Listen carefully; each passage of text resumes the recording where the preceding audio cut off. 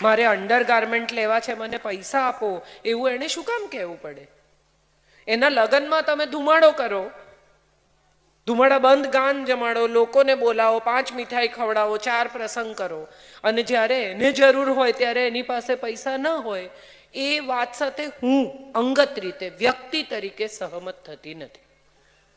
બાકી તો બધાએ પોતાની રીતે જ નક્કી કરવાનું છે, પણ હું અંગત રીતે એવું માનું છું કે દીકરીનું ઇન્ડિપેન્ડન્સ એનો આત્મવિશ્વાસ છે, એનું સન્માન છે, અને સન્માન એને મળવું જ જોઈએ.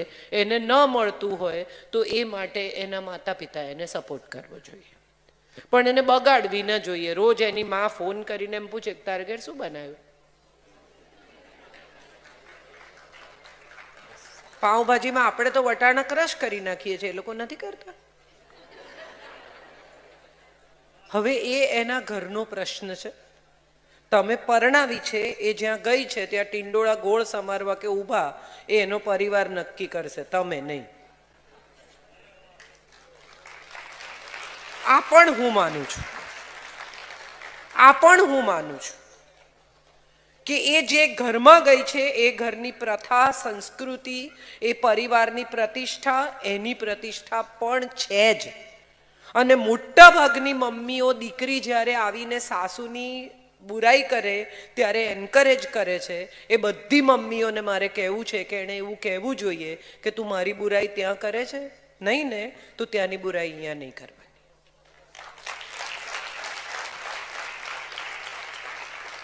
ઇક્વલ કોને કહેવાય? આને ઇક્વલ કહેવાય. તમે તમારી મમ્મીની વાત જો તમારી સાસુ સાથે ન કરતા હો, મારી મમ્મી તો બહુ જ વિચિત્ર છે ભાઈ સાહેબ, તો તમારી સાસુની વાત તમારી મમ્મી સાથે નહીં કરતા. આ પ્રામાણિકતા છે, જો થઈ શકે તો કરી જોજો. આઈ થિંક મારી વાત પૂરી થાય છે. કોઈ બીજાને કંઈ પૂછવું? Thank you very much.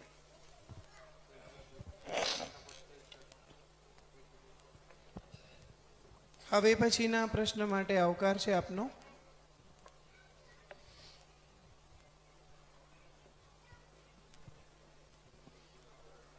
ત્યાં પેલા ભાઈને જોઈએ છે.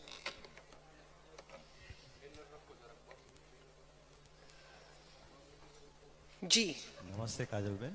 નમસ્તે. ખૂબ જ સરસ વક્તવ્ય હતો આપણું. Thank you. અને આપે જે વિષય લીધો કે સંબંધ છે કે એને કેવી રીતે સારી રીતે જીવી શકાય, પણ હવે એવી બી પરિસ્થિતિ હોઈ શકે કે સંબંધમાં કાંઈક બગાડ થયું હોય ફોર વોટ એવર રીઝન્સ, તો એમાં હવે એ સ્ટેજથી એને ઇમ્પ્રૂવ કરવું હોય તો આપના શું એ વિશે અભિપ્રાયો તો છે? આ જ બધી વાત છે ભાઈ. દાખલા તરીકે સંબંધમાં કોઈ પ્રશ્ન ઊભો થયો છે તો ક્ષમા કરો, પ્રેમ બતાવો, સ્વતંત્રતા આપો, તમારા તરફથી તમારી ઇન્ટિગ્રિટી બતાવો. આ જ વાત છે. આમાં આ જ ફોર્મ્યુલા બગડેલા સંબંધને સુધારવામાં પણ કામમાં આવે છે. મોટા ભાગના લોકો એવું માને છે કે સંબંધ એકવાર બગડી ગયો પછી નહીં સુધરી શકે. મારે બધાને કહેવું છે કે એવું નથી હોતું. બંને લોકો પરસ્પર, પિતા પુત્ર, મા દીકરી, સાસુ વહુ, પતિ પત્ની, ભાઈ બહેન, ઇવેન્ચ્યુઅલી સંબંધ સુધારવાની ઈચ્છા ધરાવતા જ હોય છે. પ્રશ્ન માત્ર એટલો છે કે પહેલ કોણ કરે છે. મારો અહંકાર એટલો બધો છે કે હું સોરી નહીં કહું. કાંઈ વાંધો નહીં, તું ન કહે, હું સોરી કહીશ. માફ કરનાર હંમેશા મોટો હોય છે, આવું આપણે મોટી મોટી ફિલોસોફીમાં કહીએ છીએ, પણ એકચ્યુઅલી જ્યારે પરિસ્થિતિ આવે ત્યારે આપણે કરતા નથી. માફી માગનાર છે ને માફ કરનાર કરતા પણ મોટો છે, એવું હું તો માનું છું. અને કોઈની પણ માફી માગી શકાય, આવું હું દ્રઢપણે માનું છું. આપણાથી નાના, મારા એમ્પ્લોયી, મારા મિત્રો, મારો પરિવાર, મારા કોઈ પણ, ગમે તે જગતમાં કોઈ પણ હોય, જો તમને એમ લાગ્યું કે તમારી ભૂલ થઈ છે તો દિલ ખોલીને માફી માંગી લો. અને મને વિશ્વાસ છે કે જો તમારી માફીમાં સચ્ચાઈનો રણકો હશે ને તો સામેની વ્યક્તિ તમને માફ કર્યા વગર રહી નહીં શકે. આ પણ એક સત્ય છે. હા, વાત પતાવવા માટે જો તમે માફી ભાઈ ચાલ મૂકને, સોરી યાર, એ સોરી નથી. વાત નહીં પતાવતા, સાચા દિલથી, પૂરા હૃદયથી તમારી ઇન્ટિગ્રિટીથી માફી માંગો કે ભાઈ યાર સોરી, ભૂલ થઈ ગઈ, આઈ ડિડન્ટ મીન ઇટ. વાત પૂરી થઈ ગઈ. અને આપણા બધાનો પ્રશ્ન શું છે? તો આપણા બધાનો પ્રશ્ન એ છે કે આપણે જ્યારે ગુસ્સે થઈએ છીએ ને ત્યારે આપણી જીભ પર કંટ્રોલ નથી રહેતો. બધાનો, મારો પણ હવે નથી, પણ મારો પણ એક સમયમાં આ પ્રશ્ન હતો કે મારું મગજ જાય ત્યારે મને ખબર જ ન પડે કે હું શું બોલું છું. પછી મને કોઈ રેકોર્ડ કરીને સંભળાવે તો મને એમ થાય કે હા, આટલું બધું ખરાબ હું બોલી ગઈ. I don't mean it. આપણે બધા જ એવું કહીએ છીએ જે આપણે મીન નથી કરતા. મારે કોઈની જરૂર નથી, ગેટ આઉટ. એકચ્યુઅલી બેગ ભરીને જતી હોય તો પાછળ દોડીએ કે ના ના ના ના ન જા. તો શું કામ ગેટ આઉટ કહ્યું? ન કહું. 10 મિનિટ ચૂપ રહેવાથી વિશ્વના તમામ ઝઘડા શાંત થઈ શકે છે, પણ એ 10 જ મિનિટ આપણે પૂરેપૂરી વાપરી લેવી હોય છે. 10 મિનિટ જો વ્યય કરી નાખીએ ને ઝઘડામાં, 10 જ મિનિટ બગાડો ઝઘડામાં, આવું હું તમને કહું છું, તો ઝઘડો થશે જ નહીં. પણ આપણી મજા શું છે કે આપણે 10 જ મિનિટ પૂરેપૂરી વાપરવી છે, એને બોલવા જ નથી દેવા. કેટલી બધી વાર મેં એવું જોયું છે કે ફોન પર લોકો વાત કરતા હોય ને તમારું સાંભળે જ નહીં. ના પણ હું શું કહું છું, અરે યાર મને બોલવું છે, મને સાંભળો 1 મિનિટ. શું સાંભળી પણ લો. જ્યારે ક્ષમા કરો ને ત્યારે એ કદાચ ગુસ્સે થાય, એ તમને કહે એ બધું જે એને આટલા વખતથી આટલા દિવસથી કહેવું છે, તો 10 મિનિટ સાંભળી પણ લેજો. શક્ય છે એ 10-15 મિનિટનો ક્રોધ એનો પણ આટલા દિવસથી દબાયેલો જે પણ હશે, સંતાન, ભાઈ, બહેન, નીકળશે તમે જ્યારે સોરી કહેશો ત્યારે કે હવે સોરી કહેવા આવે છો, આમ છે તેમ છે. સાંભળી લેવું, શું ફરક પડે? આપણે સંબંધ સુધારવો છે તો સુધારવાનો. આ જે કોઈ તમે તો બધા ધરતીકંપમાંથી પસાર થયા છે ને સૌથી ખરાબ રીતે પસાર થયા છે. એ પછી ધરતીકંપ પછી જો ભુજ બેઠું થઈ શકે અને આવી અદ્ભુત સમૃદ્ધિ પાછી આવી શકે, આખું નગર ફરી વસી શકે, તો એક સંબંધ ફરી ના વસી શકે?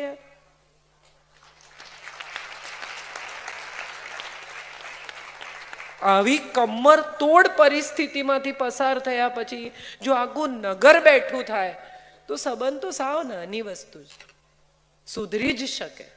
પ્રયત્ન કરવો પડે બસ, એટલી જ મારી માન્યતા છે. એમને કઈ કહેવું છે? જી.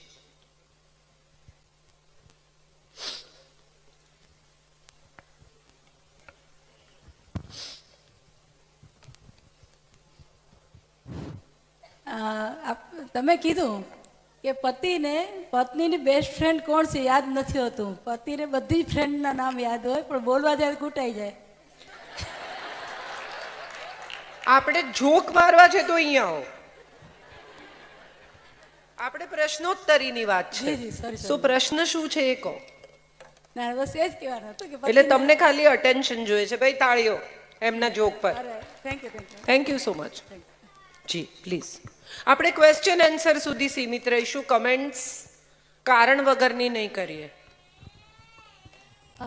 મેમ મારો ક્વેશ્ચન આ છે, my Gujarati is little weak. એની language in English.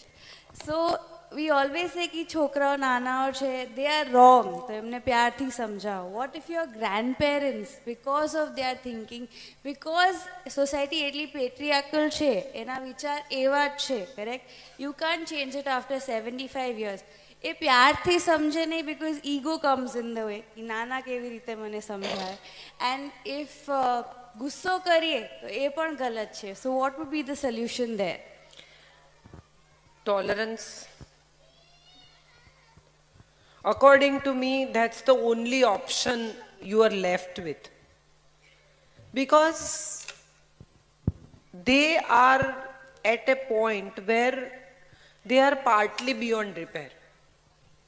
They have lived their life on their terms, they have lived their things in their own way, they have managed, they have proven. They are not ready to accept that the times have changed, thinking is changed, technology is changed, people are changed. So when they are not ready to change with the time, people, technology, thinking, they are stuck in a time frame. And when somebody is stuck in some time frame, you can't bring them out. So either you go to that time frame and deal with them, and if you cannot, then tolerate them. I'm sure that's, if you love somebody so much, you can always tolerate. ન સમજે એટલે શું કરે? કઈ ઘરમાં કચરો તો નહીં ફેંકતા એમ કાગળિયા. That is very irritating, where you feel કે ભાઈ આવી રીતે આ કઈ ડસ્ટબિન છે. નાની નાની વસ્તુઓમાં એ એમનું ધાર્યું કરાવે. જે હું માનું છું લગભગ બધાની ફરિયાદ હશે વૃદ્ધ લોકો સાથે, કે એ લોકો નથી સમજતા. પણ એકચ્યુઅલી આઈડિયલ પરિસ્થિતિ એ છે કે એ લોકો નથી સમજતા એ તમે સમજી જાઓ ને, એ આઈડિયલ પરિસ્થિતિ છે. મારા પિતા સાથે મારી મા મારી સાથે રહી, મને ખબર છે કે કેટલી બધી જગ્યાએ મને એમ થાય કે તને એસિડિટી થાય છે, તું ન ખા સાંજે અથાણું. હવે આ એની કાળજી છે, પણ હર રિએક્શન સમટાઈમ્સ વુડ બી, તું મને રોકનાર કોણ? તારા ઘરમાં અથાણું નહીં ખાઉં, જા પોતાની બાટલી જુદી લાવે. આઈ સમટાઈમ્સ વન્ડર કે ખરેખર અથાણાનો પ્રોબ્લેમ છે? તને ખરેખર એવું લાગે છે કે હું આ ઘરમાં તું અથાણું ખાય છે અને મારું અથાણું વપરાઈ જાય છે, એવો મને પ્રશ્ન છે? એવું તને તું દિલ પર હાથ મૂકીને મને કે તને ખરેખર એવું લાગે છે? ત્યારે એ પણ એવું કે ના એવું નથી લાગતું. પણ like a child, probably they come back to an age where you cannot talk to them on a logical level. 3 વર્ષનું બાળક તમે મેળામાં લઈ જાઓ ને તમે આમાં હાથમાં ઉપાડ્યું હોય અને એને બધું જોઈતું હોય, એ તમને ધક્કા મારે ને બટકા ભરે ને હેરાન કરે ને તમને લાતો મારે ને, એને શું જોઈતું હોય કે મને ઉતારી દે. માને ખબર છે કે હું મૂકી દઈશ ને તો ખોવાઈ જશે, એટલે માં બટકા ભર પણ સહન કરે, ધક્કા પણ સહન કરે, એના નોર પણ સહન કરે, વાળ ખેંચે એ પણ સહન કરે, પણ એને છોડે નહીં. એને લોજિક નથી સમજાતું, માને સમજાય છે. So sometimes probably we need to become parents of our parents, and that's the only option left. હું તો ઘણીવાર એવું માનું છું કે પોતાના માતા પિતા થવાની સદભાગ્ય બહુ ઓછા લોકોને મળતું હોય છે. કે તમારા મા બાપ જેણે તમને ઉછેર્યા એના માતા પિતા થઈને એની કાળજી લેવી, એવું સદભાગ્ય ક્યાં બધાને મળતું હોય છે? અલ્ઝાઇમર થઈ જાય પેરેન્ટ્સને ઘણીવાર અને બધું ભૂલી જાય, એ તમને પણ ભૂલી જાય. ત્યારે પણ કેટલા વાલથી સંતાનો સેવા કરતા હોય છે, isn't it? So I feel કે તમારા માતા પિતા થવાનું તમને તક મળી છે એવું માનીને just let it be. Some things you cannot change. એમાંની એક પેરેન્ટ્સ છે. તમે તમારા મા બાપને ચેન્જ નથી કરી શકતા કે આ નથી જોઈતા, પેલા જોઈએ છે, એવું મોલમાં ઉપલબ્ધ નથી. તમે તમારા સંતાન ચેન્જ નથી કરી શકતા. પતિ કરી શકો છો, પત્ની કરી શકો છો, પણ મા બાપ બદલી નથી શકાતા. સો જે મા બાપ, અને બીજું કે એમને એ જે કંઈ કહે છે એ ખોટું પણ નથી. સમટાઈમ્સ એ તમને બહુ પૈસા વાપરવા વિશે ટોકે, ત્યારે એક સવાલ એવો આવીને ઊભો રહે કે એમણે ખૂબ કરકસરથી પોતાનું જીવન વિતાવ્યું છે. હવે તમે છબકલે પૈસા ઉડાડો છો, તમે 40 ઇંચનું ટીવી હવે નથી ગમતું, હવે 65 ઇંચનું, એ 40 ઇંચનું શું કરવાનું? તને જોઈએ તું લઈ જા. અરે કેટલાનું ટીવી આપી દીધું. એને માટે એ ટીવીની બહુ જ કિંમત છે, કારણ કે એને લાગે છે કે 20,000 રૂપિયા કોને કહેવાય, આ લોકોને કઈ કિંમત નથી. તમને લાગે છે કે તમે મોટું જુઓ ને, પણ એને તો એ પેલા 20,000 રૂપિયા ગયા એનું દુઃખ છે, એને આ મોટા ટીવીનું સુખ નથી. હવે આને તમે કેવી રીતે મેચ કરશો? So the best part of the story is understand them, let it be. એટલે તો મેં કહ્યું મ્યુચ્યુઅલ અન્ડરસ્ટેન્ડિંગ. તારા છોકરા રોજ પિઝા ખાય છે, હવે એ ખાય જ છે, તમારા માટે ભાખરી બને છે ને તમે આનંદથી ભાખરી ખાઓ, તમારા માટે બાજરીનો રોટલો બને છે ને તમે ખાઓ. એ નથી માનતા, આ પણ નથી માનતા, તો તમે શું કરશો? કોને કોને મનાવવા જશો? So that is what I said કે tolerance is the only way out to be happy. હું ઘણી વાર કહું છું કે મારી શાંતિની કિંમત બોલો, હું ચૂકવવા તૈયાર છું. બાઈ રાખી લેવાથી શાંતિ મળશે, પૈસા આપી દેવાથી શાંતિ મળશે, ચૂપ રહેવાથી શાંતિ મળશે. કેટલાક લોકો ખબર છે બહુ દલીલ કરે તમે કે એમ નથી આમ છે. તમે 1 કલાક દલીલ કરો ને એ પછી એ નિરુત્તર થઈ જાય. એની પાસે લોજિકલ આર્ગ્યુમેન્ટ નથી, પણ એ ગાડીમાં બેસીને પહેલું વાક્ય એવું બોલે કે આમ થાય એવું કંઈ હોય નહીં. એટલે એનો અર્થ શું થયો? તમે કલાકની દલીલ પછી પણ એનું મગજ નથી બદલી શકે. એ માને છે તો એ જ જે એ માને છે, એણે ખાલી તમારી સાથે દલીલ કરવાની છોડી દીધી. How does that help? Don't waste your time. Be happy. Enjoy as much as time you have with them. They are in good mood, you are in good mood. That makes the family happy.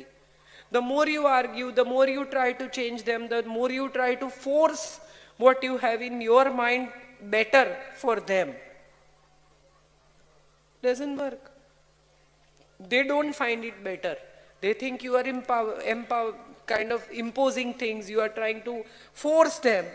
Doesn't work. Let it be. સારું, ખાવાની કઢી ને પછી સાંજે પગ દુખે ત્યારે ડોલો લેવાની. Simple as that. આમાં કંઈ થઈ નથી શકતું. કેટલીક વસ્તુઓ બિયોન્ડ યુ હોય છે. એ બિયોન્ડ યુ થઈ જાય ને પછી આમ અહીંયા સુધી મારો હાથ જાય પછી હું નહીં પકડી શકું તો નહીં પકડવાની. સુખી થવાનો આ રસ્તો છે, હું શીખી છું. તમારી સાથે શેર કરું છું. થાય તો કરજો, ના થાય તો કંઈ નહીં.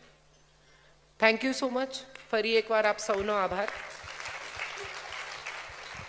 આટલી મોટી સંખ્યામાં તમે સૌ હાજર રહ્યા, આટલી શાંતિથી, આટલા સ્નેહથી મને સાંભળી. આપ સૌનો હાથ જોડીને હૃદયપૂર્વક આભાર માનું છું.